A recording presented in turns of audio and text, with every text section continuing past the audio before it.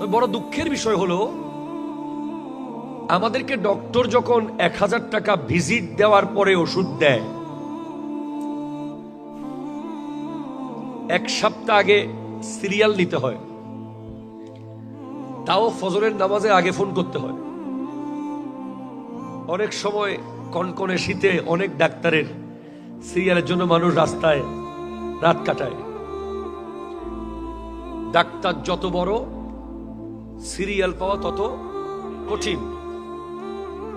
তো 1000 টাকা দিয়ে যে ওষুধ দেয়, ওটা বোঝার জন্য, ওটা মেনটেইন করার জন্য আপনি আপনার নাতিকে ঢাকা থেকে নিয়ে আসেন, ঠিক কিনা জোরে বলেন না? নাতি, ওষুধগুলো বুঝে নিতে হবে এবং খুব স্পেসিফিক বুঝে মতো বাংলায় অক্ষরে বড় বড় করে লিখে রাখেন। ডেস্ক বের হয়েছে আলাদা, সকালের ডেস্ক আলাদা, দুপুরের আলাদা, রাতের আলাদা।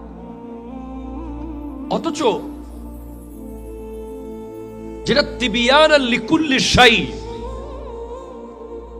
সমস্ত রোগের ওষুধ যে কোরআনে আছে, ওটা যদি টাকা দিয়ে নিতে হতো, ধরেন 30 পারার জন্য 30 লাখ টাকা দিতে হবে,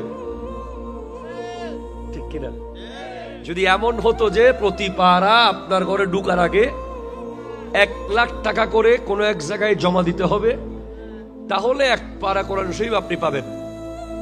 এরকম 30 পারার জন্য যদি 30 লাখ টাকা, 30 লাখ টাকা দিয়ে তো মূল্য হবে না, 30,000 কোটি টাকা দিলেও কোরআনের একটা আয়াতের মূল্য দেওয়া সম্ভব নয়, ঠিক কিনা জোরে কথা বলেন? আমরা ফ্রিতে পেয়েছি, ফ্রি।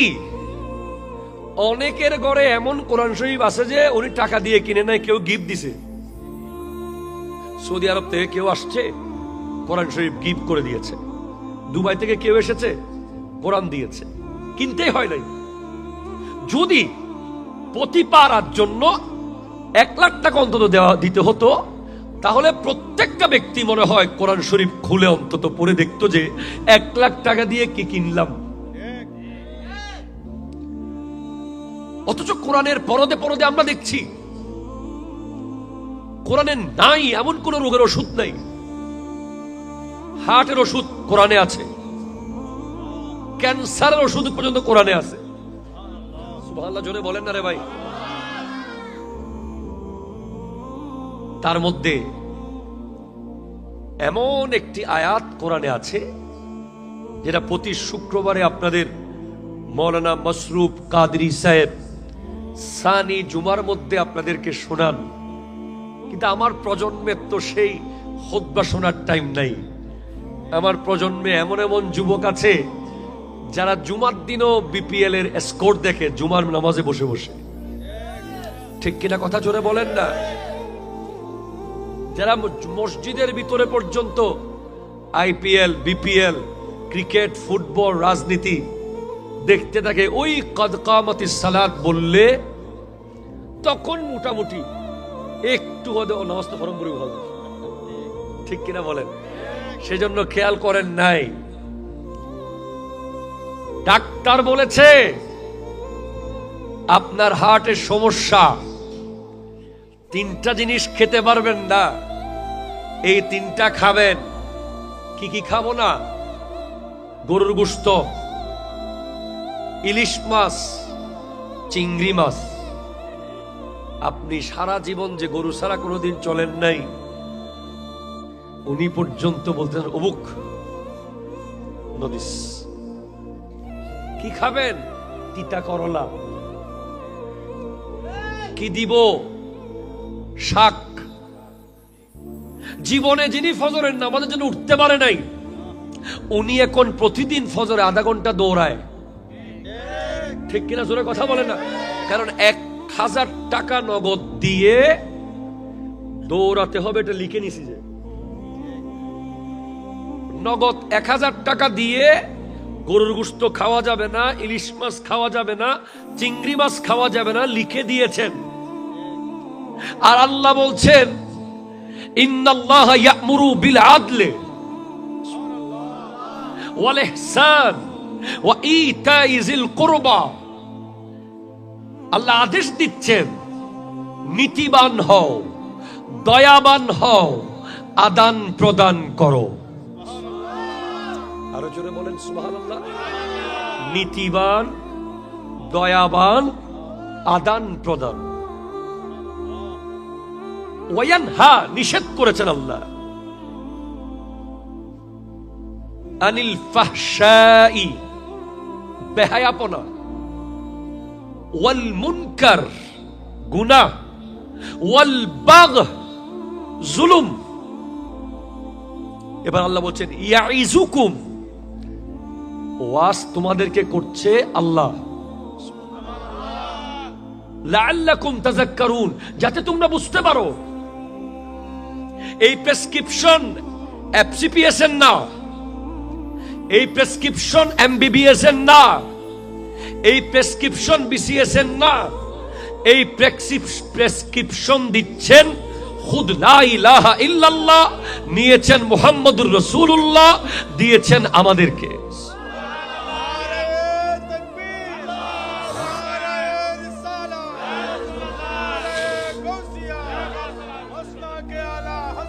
জিন্দাবাদ, জিন্দাবাদ, জিন্দাবাদ। অথচ সমাজের দিকে যদি আপনি জাস্ট তাকান, নীতিও নাই, দয়াও নাই, আদান প্রদানও নাই।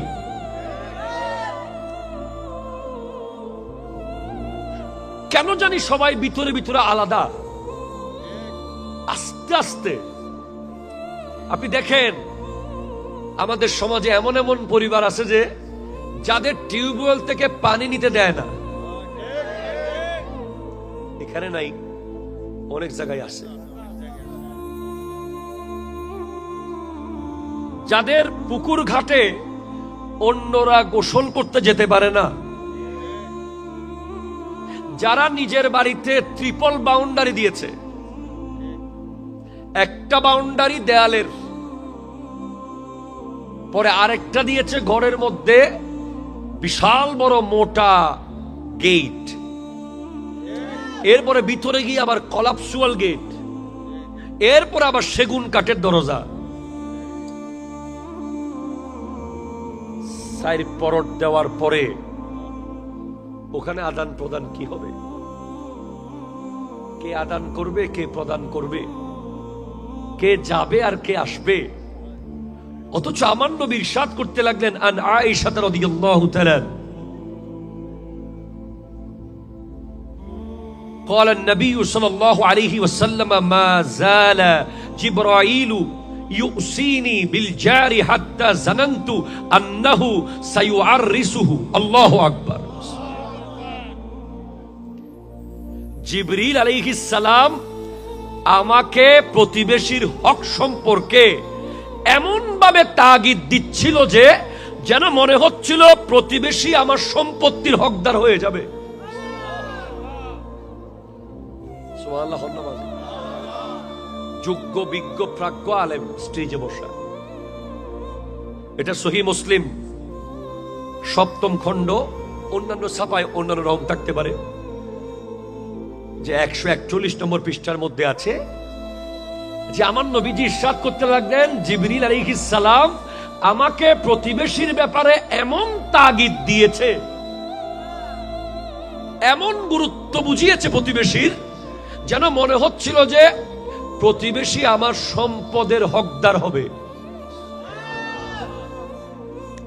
সুবহানাল্লাহ, জোরে বলেন। একটা একটা হাদিস শুনলে প্রতিবেশীর আপনার জাস্ট স্ট্রেঞ্জ হয়ে যাবেন, অবাক হয়ে যাবেন। এগুলো আমরা জানি না বলে আমরা এমন করি। যদি আপনি এগুলো জানেন আর বোঝেন, আপনি আপনার প্রতিবেশী কাছে এক বেলাও খাবেন না। যে কোনো মূল্যে চাইবেন যে তাকে রাজি রাখতে। আমার নবী ইরশাদ করতে লাগলেন আন আবি শুরাইখ রাদিয়াল্লাহু তাআলা قال قال رسول الله صلى الله عليه وسلم والله لا يؤمن والله لا يؤمن والله لا يؤمن قيل من يا رسول الله। আমার নবীজি বলছেন, আল্লাহ শপথ সে ঈমান আনে নাই, আল্লাহ শপথ সে ঈমানদার না, আল্লাহর কসম সে ঈমানদার না। বলে ইয়া রাসূলুল্লাহ কে? বলে যার অনিষ্টতা থেকে প্রতিবেশী নিরাপদ না সে ঈমানদার না।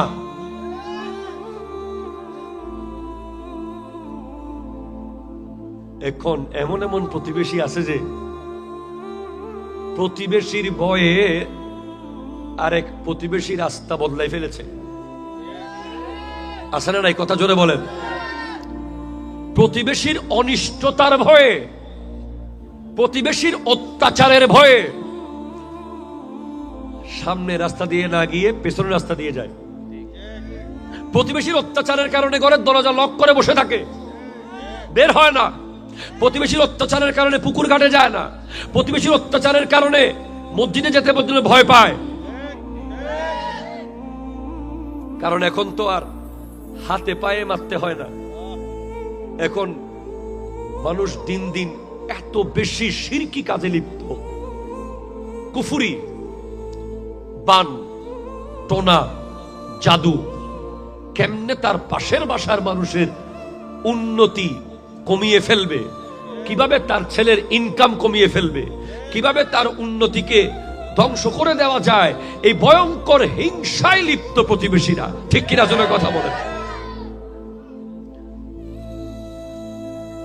শুধু প্রতিবেশী, বাড়ির প্রতিবেশী শুধু প্রতিবেশী না,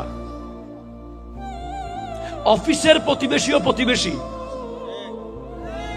যিনি আপনার পাশের সিটে আর এক কামরায় জব করে উনি আপনার অফিসিয়াল প্রতিবেশী। ঠিক কিনা জোরে বলেন না। যিনি প্রবাসে বিদেশে আপনার সাথে কাজ করে, বাড়ি যদিও ওনার আরেক দেশে আরেক জায়গায়, উনি ওই জায়গা হিসেবে প্রতিবেশী। সুতরাং আজকের দিনে গ্রামে তো অনেক ভালো আছে মোটামুটি, তারপরও শহরে তো দেখা যায় যে পাশের ফ্ল্যাটে জিন থাকে না মানুষ থাকে। বছরকে বছর কি ভূত আছে না মানুষ আছে, কোনো মতেই কেউ কাউকে দেখা দেয় না। কারণ দেখা দিলে যদি কিছু খুঁজে, ঠিক কিনা শুনে বলেন না। আর আমার নবীর একটা সুন্দর হাদিস আছে, নবীজি ইরশাদ করতে লাগলেন, আন নাফি রাদিয়াল্লাহু তাআলা আন নবী সাল্লাল্লাহু আলাইহি ওয়াসাল্লাম قال من سعادة المرء المسلم المسكن الواسع والجار الصالح والمركب الهني। তিনজন ভাগ্যবান মুসলমান, একটু জোরে বলেন না সুবহানাল্লাহ। নবীজি ইরশাদ করতে লাগলেন, ভাগ্যবান মুসলমান কয়জন? আরো জোরে, কয়জন? তিনজন। এক নম্বর, যার ঘর বড়। ঘর বড় আছে না?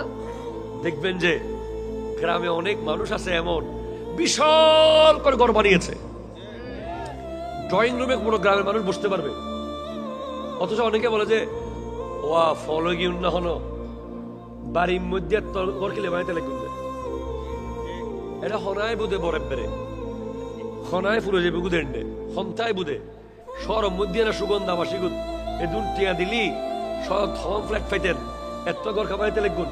কিন্তু না, যারা জেনুইন বংশীয় মানুষ, যাদের অরিজিনাল পারিবারিক স্ট্যাটাস আছে, তারা শহরে 10,000 বাড়ি থাকলেও এগুলোকে মূল মনে করে না, গ্রামটাকে আসল মনে করে। ঠিক কিনা জোরে কথা।